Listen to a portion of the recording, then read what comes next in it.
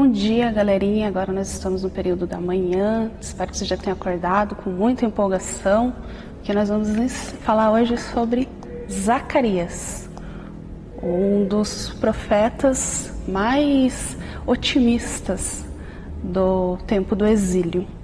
Apesar dele ter trazido a profecia dele ser uma profecia forte, uma profecia que trazia tanto as partes boas como as ruins, mas ele sempre via as coisas da melhor maneira possível. Ele é considerado, o livro dele é considerado o Apocalipse do Antigo Testamento, porque ele tem muitas profecias que se cumpriram em Jesus Cristo, no tempo mesmo do exílio, logo que eles retornaram para Jerusalém. Algumas profecias ainda não se cumpriram, né? Tem algumas referências que sim, ele fala da segunda vinda de Jesus, mas ele é um profeta muito otimista, porque ele mostra que se formos obedientes, a nossa recompensa é grande. Então ele não é um profeta que traga assim tanta mensagem de destruição, mensagem de pessimismo, né? Assim, ele chama ao arrependimento, mas a mensagem dele é mais aquela do posterior. Depois que você se arrepende, o que acontece na sua vida? Então Zacarias traz mais essa mensagem do que aquela mensagem, né, do arrependa-se ou vocês vão sofrer as consequências serão muito ruins. Não, Zacarias já traz, se você se arrependeu, então vamos saber como é que são as consequências boas deste arrependimento. Para iniciar, gostaria que vocês fechassem os olhos, vamos fazer uma pequena oração para começar a nossa aula. Pai, nós nos colocamos na sua presença agora, que esta palavra entre no nosso coração, frutifique, que nós sejamos tão otimistas como Zacarias, bons servos, e que inspirados por ele, a sua palavra hoje seja bem ensinada, bem distribuída, bem plantada no nosso coração, que ela dê bons frutos. Usa da minha boca, Senhor, para transmitir esta mensagem. Amém. Em nome de Jesus. Bom, nossa lição é vendo o presente e o futuro. Vem aí o dia do Senhor. A nossa instrução está em Zacarias, do 9 ao 12, e a nossa mente e o coração também é em Zacarias 9, versículo 9.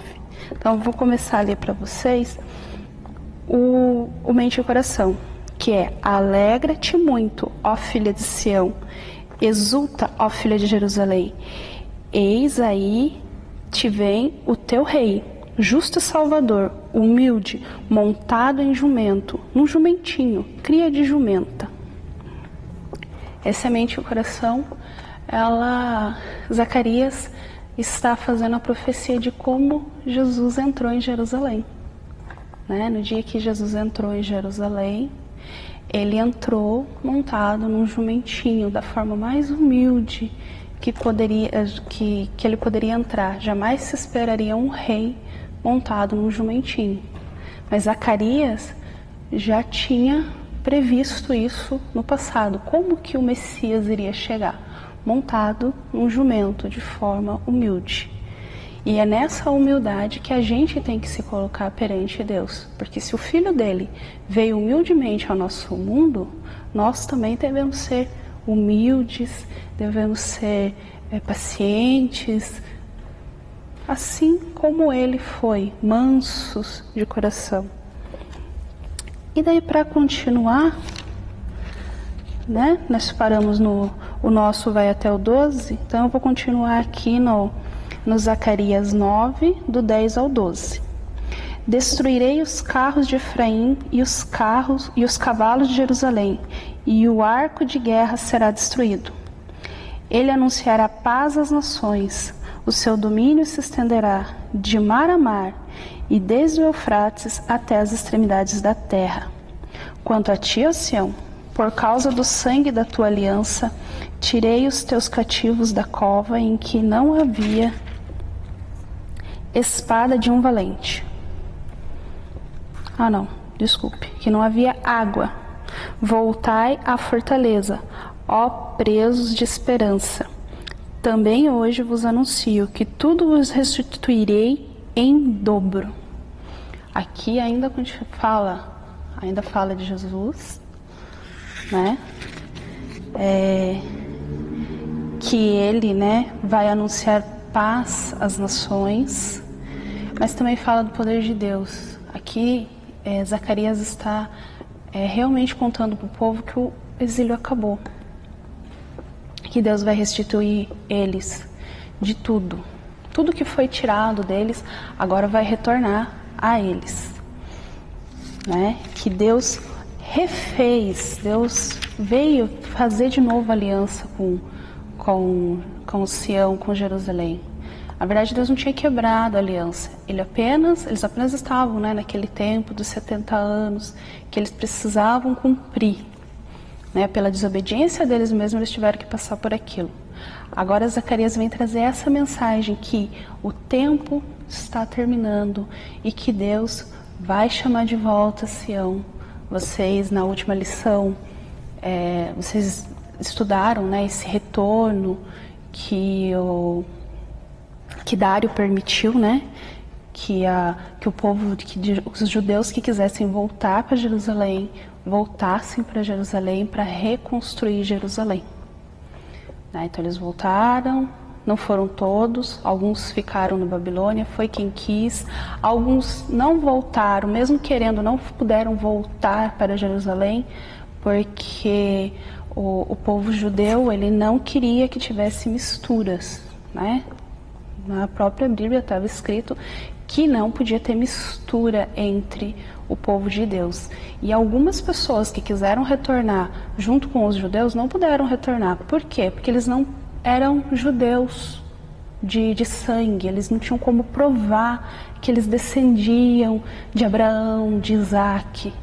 Então alguns desses judeus não puderam voltar, porque eles não conseguiam provar sua descendência. Voltou apenas os que puderam provar sua descendência em Judá e Benjamim, né? E algumas outras tribos, mas a maioria é Judá e Benjamim. E agora nós vamos estudar o Zacarias, né? O Zacarias é um nome muito comum no Antigo Testamento, né? Aliás, a maioria dos nomes que tem na Bíblia, naquele tempo, eram nomes muito comuns naquela época. Mas o Neemias e o Esdras mesmo, o Neemias e o Esdras, eles caracterizam o Zacarias. Que o Zacarias, ele é filho de Berequias, que é filho de Ido. Ido foi um sacerdote que ele voltou junto com Zorobabel. E ele foi um sacerdote assim muito importante. Então, tanto Neemias como Esdras, eles fazem questão de mostrar que Zacarias tem essa descendência, que ele descende deste sacerdote. E por que isso? Porque eles querem mesmo exortar, mostrar que a descendência da pessoa, que ele descende de pessoa de boa índole, pessoa que foi exemplo, e que ele também continuou a ser exemplo. Então, é mais mesmo assim para justificar, para testificar o profeta, né? Para que os judeus também pudessem aceitar melhor a palavra de Zacarias. Porque provavelmente neste tempo que eles se encontravam, para eles era muito importante que a pessoa realmente fosse um judeu que pudesse provar a sua descendência. Então, a Bíblia mostra, né, que o Zacarias, ele realmente é um judeu que descende das tribos, que descende dos sacerdotes, e ele foi sacerdote.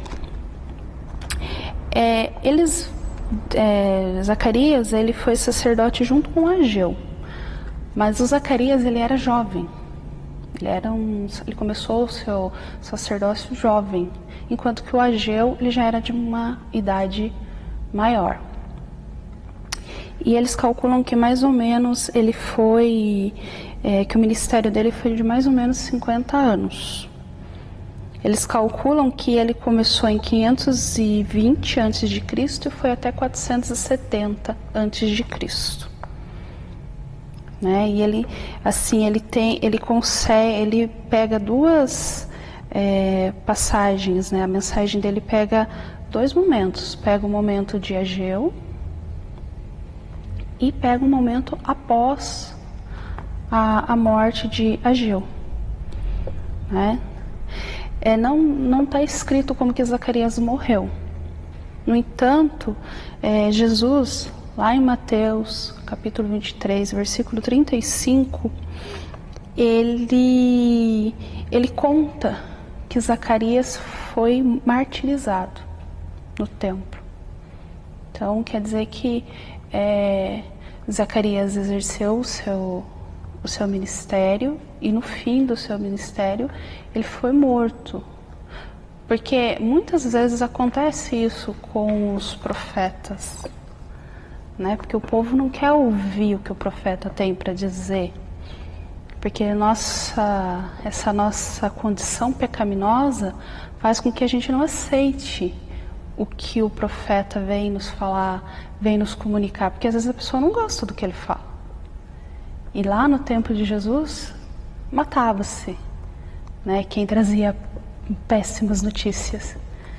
E apesar do povo saber que a culpa de tudo que estava acontecendo com eles, na verdade, era fruto do pecado deles, mas nem todo o povo que ouvia Zacarias, ele era escolhido de Deus para se arrepender. Muitos não eram. E são justamente esses que não eram escolhidos de Deus que foram lá e fizeram, né, sentenciaram essa morte do Zacarias. E interessante é que existe um outro Zacarias também, em Crônicas 2, no capítulo 24, do 20 ao 21, que também ele era uma boa pessoa, ele estava transmitindo a palavra de Deus, e eles também martirizaram ele, também mataram ele, por causa da palavra. Então, isso é uma coisa também para se pensar, que nós sempre teremos resistência das hostes do inimigo. O inimigo não quer que seja transmitida a palavra de Deus. Então, sempre terá uma oposição.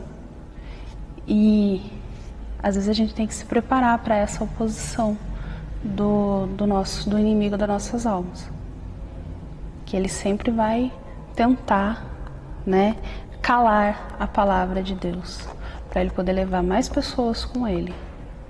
Foi isso que ele fez no Antigo Testamento, foi isso que ele fez no Novo Testamento, e é isso que ele ainda tem feito. Ele ainda tenta calar a voz do povo de Deus. Só que ele cala um, se levanta outro. E vai ser sempre assim, até que se cumpram os dias da vinda de Jesus. Aí, vocês têm uma timeline, acho que é isso, assim que fala, no livrinho de vocês tem mais ou menos da época em que o Zacarias começou, né, começou a falar como iniciou o seu ministério e o provável término dele, né? E pega o cativeiro babilônio, o retorno para Jerusalém e Dário, né? Que ele sai de Ciro para Dário. Então ali mostra certinho aonde está,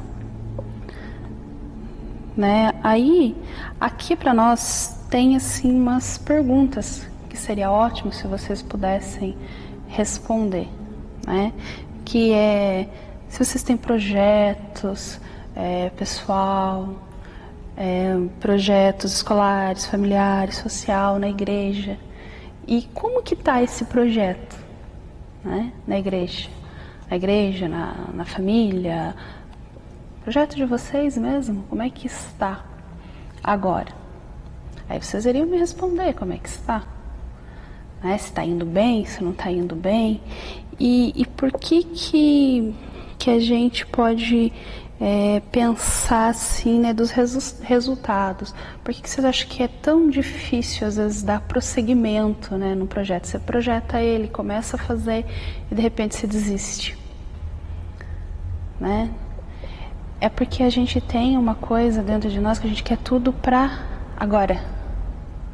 E o povo de Deus na época de Zacarias, na época de Esdras, na época de Neemias, eles não eram diferentes da gente. Eles também queriam as coisas assim para agora. Eles sonhavam com o templo erguido, mas eles não imaginavam que antes do templo erguido, vamos fazer um alicerce bem legal, bem feito. Não, alicerce, não vejo nada. As paredes, não vejo nada. Eu quero ver o templo em pé. Esse é o nosso problema com todos os projetos. A gente não dá valor a essas coisinhas pequenas, né? Não dá valor ao alicerce, que tem que ser bem feito, porque um alicerce mal feito, você levanta um templo como o nosso e logo cai. Porque o alicerce é o que realmente faz a base, o que segura tudo. E nós temos que fazer bons alicerces em tudo na nossa vida. Em todos os nossos projetos, a gente tem que ser feliz com o início.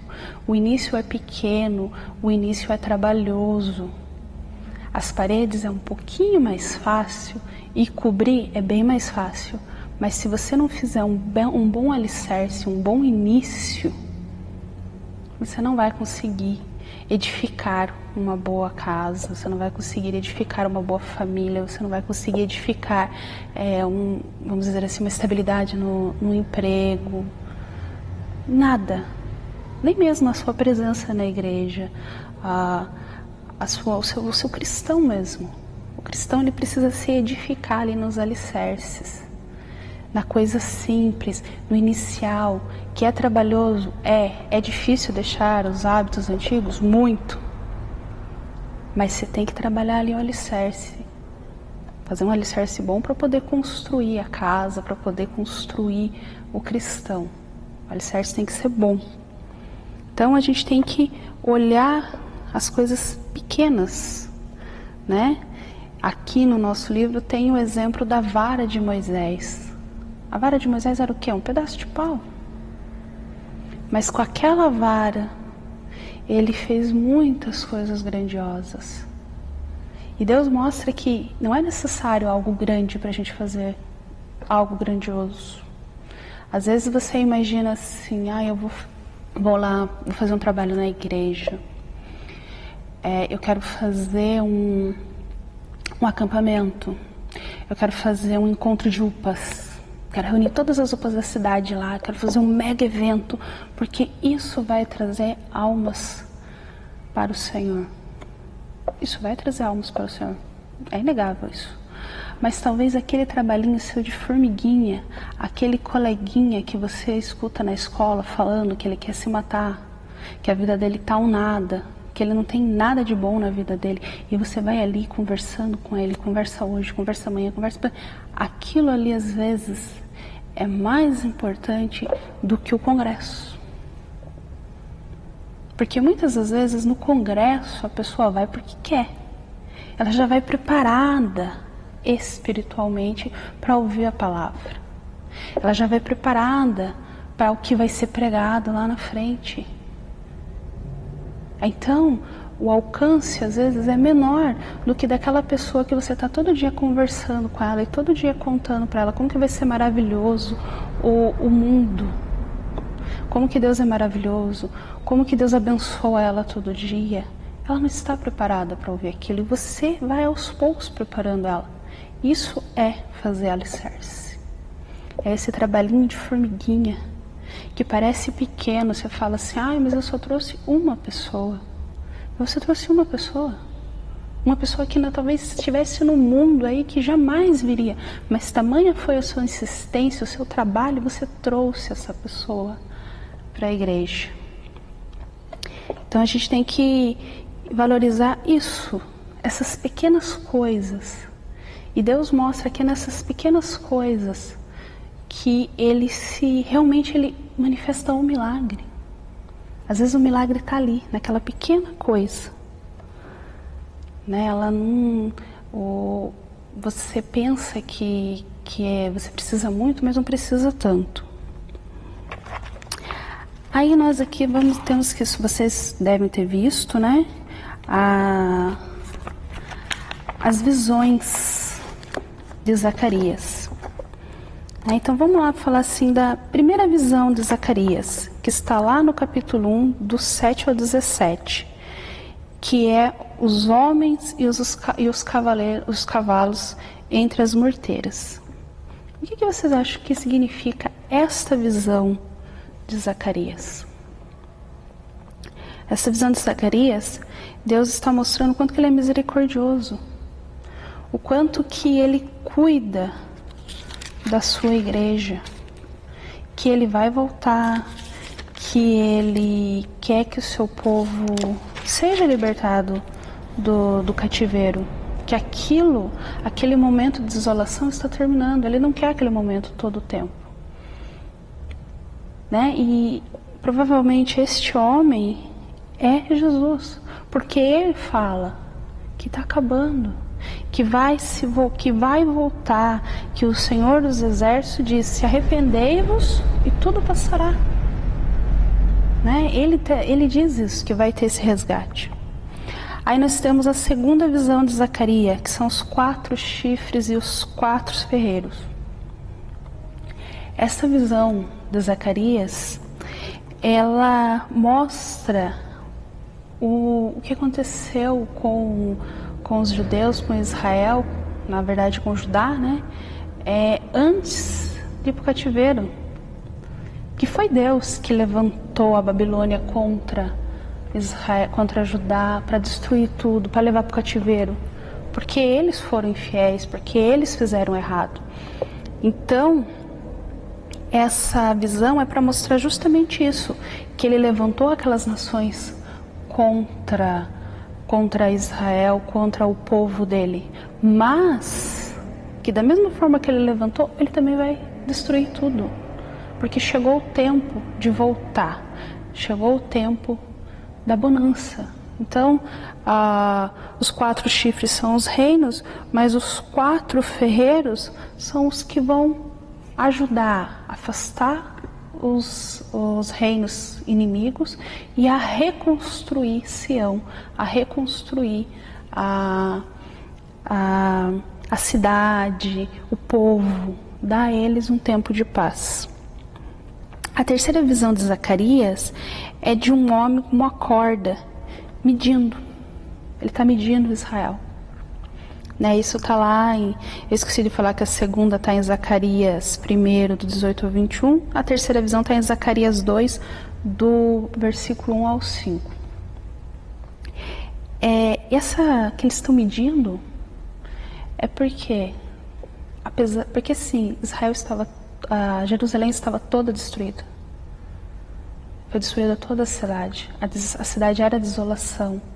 E você reconstruir a cidade não era assim de um dia para o outro. Nem hoje em dia a gente conseguiria reconstruir rapidamente um local que foi totalmente destruído. Então, essa visão do homem medindo Jerusalém é para mostrar que Deus seria o muro de Jerusalém. Por quê? Naquele tempo, as cidades elas se protegiam com muros dos seus inimigos. Elas precisavam dessas muralhas. Não existia cidade sem muralha. Né? Uma cidade que não tivesse muralha, ela era atacada o tempo inteiro. Sempre ela tinha problemas com invasores. Mas Deus, nessa visão, ele está falando assim que apesar da cidade dele não ter ainda os muros feitos, né? A cidade ainda estava se reconstruindo, não havia muros ainda, mas Deus era o muro. Deus era a proteção deles. Era uma proteção que eles não viam, mas que protegia eles, que deixava eles ali protegidinhos, seguros dentro da cidade, apesar de não ter muralhas. Deus era a muralha deles. A quarta visão está em Zacarias 3, que ele vê Josué. Josué era o líder deles naquela época, né? Ele era um dos líderes. E Josué estava sujo, mas daí um anjo vem e manda limpar Josué, colocar roupas, né, roupas novas, roupas limpas nele. E é falado para ele que se ele se mantivesse afastado das suas iniquidades, ele seria salvo, né? Ele seria purificado de todo o seu pecado, porque o renovo viria para fazer isso. Essa visão, novamente, ela fala sobre a vinda de Jesus, né? O Josué está representando o povo de Deus, está representando Israel, está representando Sião, que Deus estava ali naquele momento limpando, trocando as suas vestes, purificando o seu povo naquele momento. Mas além dele purificar, ainda ele mandaria o renovo, que viria para salvar eles. Que se eles se mantivessem puros, se eles se mantivessem purificados do pecado, este renovo iria salvá-los. Essa visão mostra isso, que Deus ia resolver o problema da impureza do povo, do sacerdócio impuro, porque Jesus, ele é rei sacerdote. Jesus é o único que consegue juntar essas duas coisas, porque não era permitido que o rei fosse sacerdote e nem que o sacerdote fosse rei. Eram duas coisas distintas.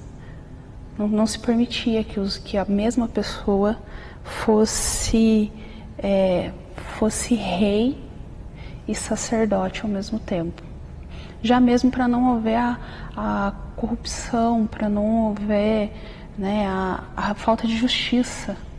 Porque um rei que ele fosse sacerdote, ele iria fazer sacrifícios, e sacrifícios atrás de sacrifícios para purificar os seus pecados, e não pensaria a respeito dos pecados.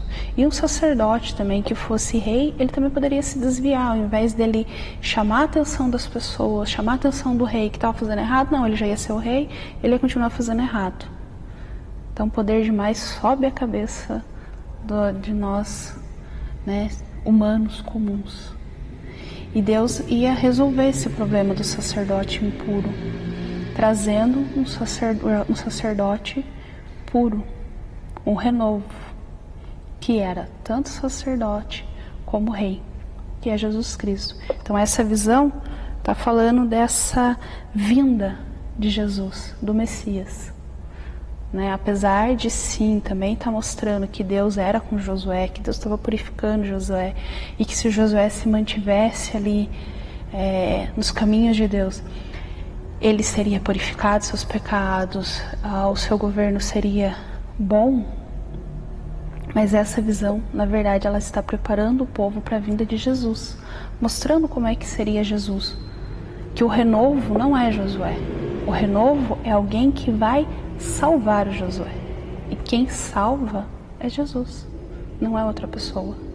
Então essa visão, ela está falando da purificação do povo e do renovo que viria para salvar o povo, para purificar ele de vez, para nunca mais ele cometer pecado. A quinta visão está em Zacarias 4, que é o candelabro de ouro e as duas ovelhas. Aí essa visão, sim, ela se refere a quem estava ali naquele momento, né, que Deus estava junto com Josué, que era o chefe, e também com os profetas que estavam junto com Josué, que no caso era Ageu e o próprio Zacarias, que Deus estava ali com eles, que eles eram quem ia passar a mensagem, quem ia explicar tudo, né, para o povo, realmente chamar o povo ao arrependimento. Seria aqueles três. Deus estava com eles, eles tinham essa missão e Deus estava junto com eles, desde que eles se afastassem do pecado, porque sempre tem essa condição. Deus está junto com o seu povo desde que seu povo renunciou ao pecado. Então essa visão é que Deus iria, mesmo os seus servos tendo as limitações deles, porque tinham muitas limitações, como qualquer outro ser humano normal, mas que Deus estaria junto com eles, desde que eles se mantivessem obedientes a Deus, obedientes à palavra, estivessem fazendo o trabalho de Deus, Deus estaria junto com eles para dar força, para dar bom ânimo, para ser fortaleza, para ser muralha, né? Tudo que eles fossem construindo, fossem fazendo em nome de Deus, iria bem, né? Seria tudo feito. Lógico, ninguém está falando que ia ser fácil, ninguém está falando que, nossa, eles iam conseguir fazer tudo facinho, não ia ter resistência nenhuma. E teria, com certeza, tiveram muita resistência, tiveram muito trabalho, mas Deus estava com eles. Então quer dizer, apesar de tudo que eles passaram, Deus estava com eles e sim, foi dando força, foi dando discernimento, foi mostrando o caminho, desde que eles se mantivessem afastados do pecado. A sexta visão de Zacarias está em Zacarias 5, do versículo 1 ao 4. É o rolo voante. Bom, este é uma das poucas, assim, na verdade tem mais algumas, né? Mas essa visão é uma visão, assim, vamos dizer, não é tão otimista. Mas também, para quem conhece a Deus, conhece o trabalho de Deus, sabe que é assim mesmo que acontece. Essa visão fala sobre a desobediência, a desonestidade e que ela é amaldiçoada.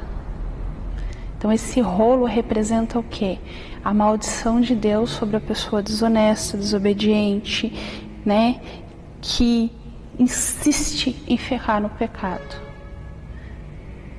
Esse rolo vem para mostrar que sim, a pessoa que insiste vai ser revelado, ela vai ter uma maldição. Se ela se arrepender, este rolo também vai purificar ela. Mas vamos dizer assim que este rolo era como alguém que viesse para ver o que ela estava fazendo de errado, para realmente expor o que ela estava fazendo de errado. E se ela se arrependesse, ela seria perdoada. Se ela não se arrependesse, ela sofreria as consequências do pecado que foi exposto. A sétima visão está em Zacarias 5, do 5 ao 11. E é a mulher no Efa. Efa é um baú, um pote.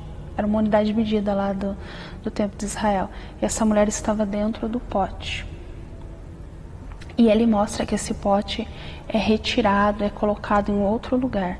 Isso é para mostrar que toda a iniquidade do povo será retirada, toda a fraqueza do povo será retirada, será colocada no seu lugar, no lugar ao qual pertence, que não é junto do povo de Deus.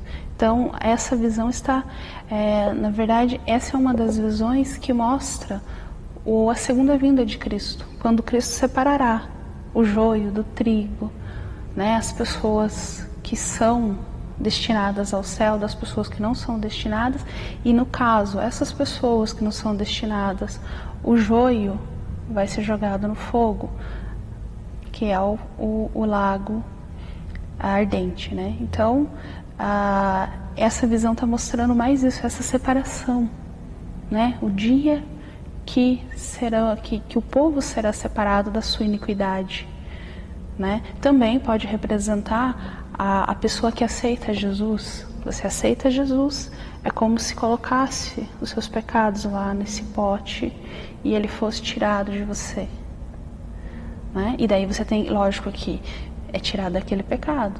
Você pode vir a cometer outros, pode até repetir o mesmo pecado, né? Mas vamos dizer assim, aquele pecado, aquela iniquidade é tirada de você e colocada no lugar que é devido a ela, ou seja, fora, distante de você. E essa visão de Zacarias está falando sobre isso, sobre o tirar do povo a iniquidade dele, tirar do povo o pecado e colocar no lugar que é destinado a ele. Mais provável que ela seja realmente algo que vai falar no posterior, mais no posterior do que naquela época, né? Na segunda vinda de Cristo, que realmente daí toda a iniquidade, todo o defeitinho que a gente vem de fábrica, sabe? Aquele defeitinho chamado pecado, que ele vai ser retirado e colocado no lugar dele. E a oitava visão de Zacarias está em Zacarias 6, do 1 ao 8, que é os 4 carros. Né? Esse também faz uma apologia lá, Apocalipse, nos Cavaleiros do Apocalipse, que também são 4, que eles também está falando, né, que os ventos vão vir, vão julgar, que eles vão trazer, na verdade esse fala mais mesmo do julgamento, né, que esses ventos eles correm o mundo, junta tudo o de mal que a pessoa tem, tudo de bom, e vai ser trazido para o julgamento. Então esse está mais falando mesmo assim do dia do Senhor, né? Daquele dia que Jesus voltará em sua glória, julgará o povo, quem for os escolhidos por ele passarão à sua direita, seguirão para o céu, quem não for escolhido vai passar na esquerda e vai para o lago de fogo. Então essa visão de Zacarias, ela está mostrando mais isso mesmo, né? Dele realmente julgar, né? Desse julgamento de Deus, de quando ele vai vir e separar o seu povo. Então Zacarias, ele ainda é considerado, né? Essa pessoa, né? O Apocalipse do Antigo Testamento, porque ele traz, né, ele mostra Jesus, ele mostra o dia do Senhor, né, de uma maneira bonita, porque apesar de ter todos essas visões, elas não são visões assim que falam, nossa, eu vi a terra em sangue, eu vi a terra destruída, como era Daniel, Isaías, algumas coisas, né? Outros profetas falavam, né? Não, Deus veio julgar seu povo. Na verdade, Zacarias fala mesmo do posterior. Fala do julgamento, mas já não é mais aquele julgamento, já não é mais a destruição, é propriamente o julgamento, o dia do Senhor. Toda a tribulação já passou, todo o exílio já passou, agora apenas o julgamento. Então toda a dor, todo o sofrimento passou, não existe mais. Apesar do dia que ele não deixa, né, não fica falado para ele apesar dele não dizer assim, não temam o dia do Senhor, mas ele mostra um dia do Senhor mais positivo, né? Passou a dor, passou o sofrimento, agora seremos julgados. Tudo bem que o julgamento realmente ele não deixa opção, ou você vai para o paraíso ou você vai para o lago de fogo. Você não tem aquela opção, aquele tempo de tentar se converter, tentar se arrepender. Zacarias já fala mais assim, você já se arrependeu, você já fez, já cumpriu sua missão. Agora você vai ser julgado, vai ser pesado. É mais isso que Zacarias fala, né?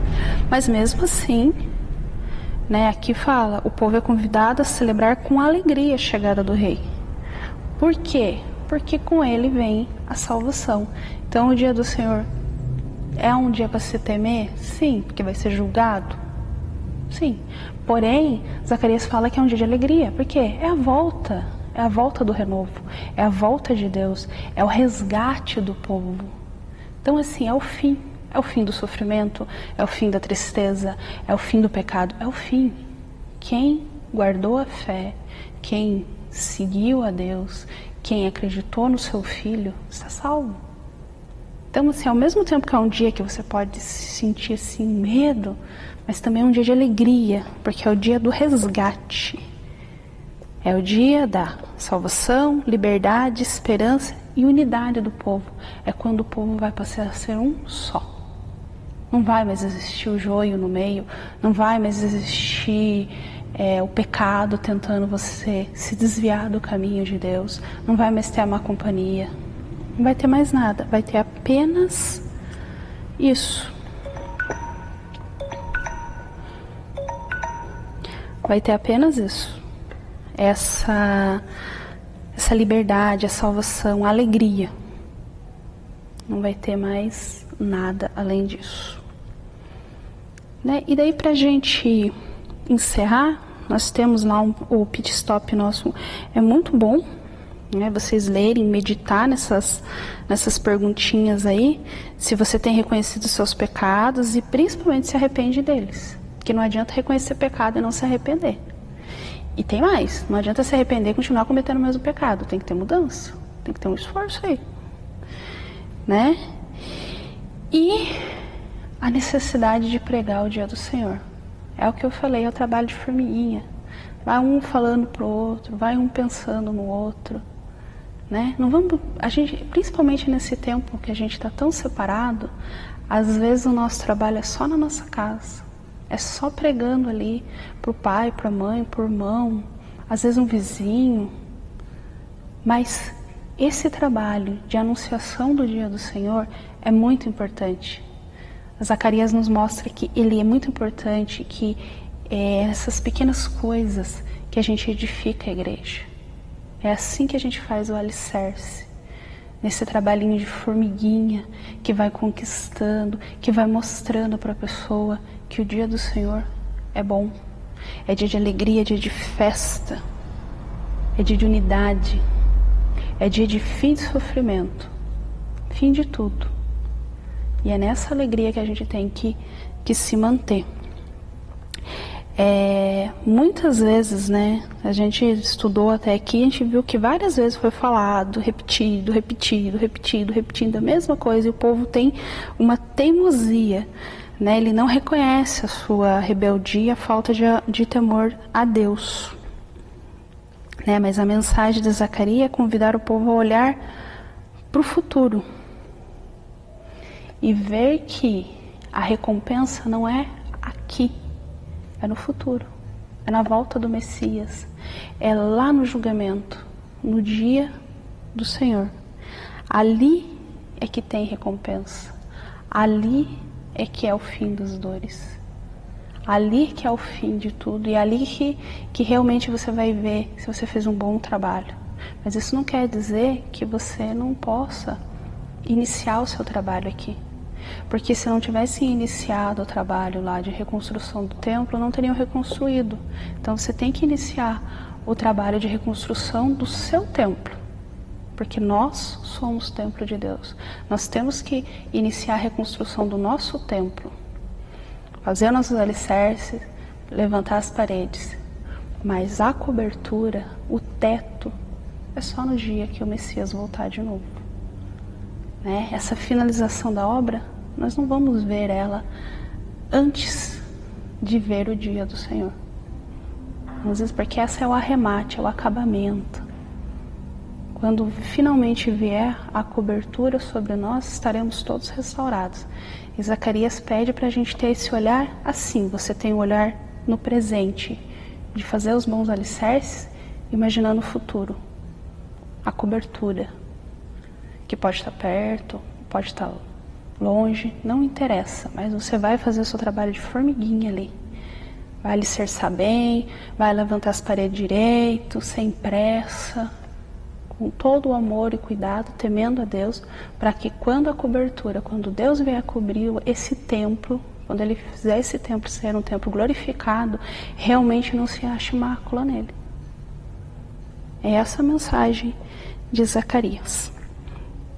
Eu espero que eu tenha explicado bem para vocês. Né? Fica para essa semana.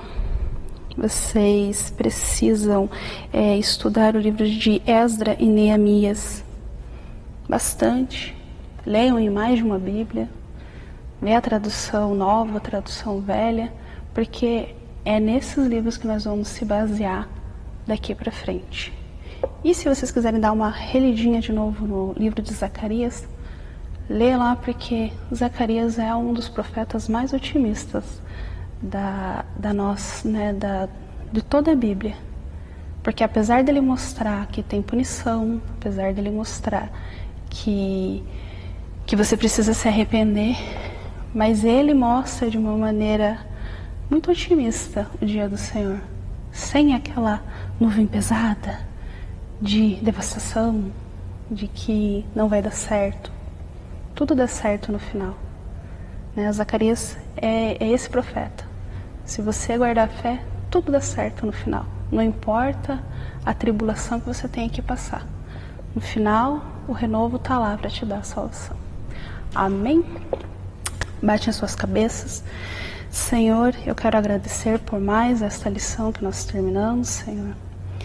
Que nós possamos ter o otimismo de Zacarias, que mesmo diante da adversidade, do tempo ruim, que nós encontremos no Senhor a esperança para seguir em frente e, pensando no dia do Senhor, pensando lá na volta do nosso Senhor Jesus, nós encontremos alegria e unidade para seguirmos em frente com otimismo e espalhando a sua boa nova, mostrando para as pessoas que o dia do Senhor não é um dia de tristeza, e sim um dia de alegria. É o que eu peço com o perdão dos meus pecados. Amém. Tchau, galerinha. Até daqui a alguns dias. Ou quem sabe, né? A gente não volta. Mas enquanto a gente não volta, a gente vai espalhando a palavra de Deus pela internet. Tchau, tchau para vocês.